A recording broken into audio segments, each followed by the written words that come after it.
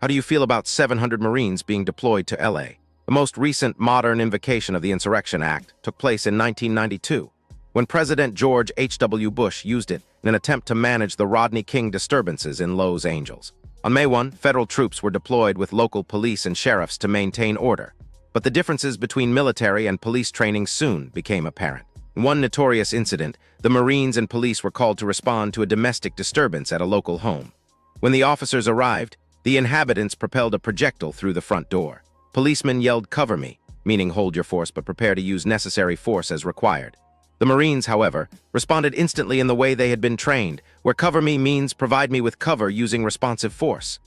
The soldiers then commenced a forceful action on the residents, impacting the front of the house with more than 200 projectiles.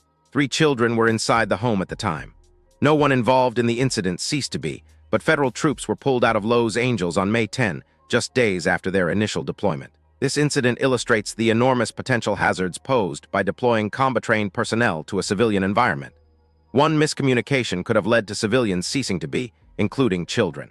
The fact that none of the projectiles impacted any of the individuals involved is a matter of pure luck.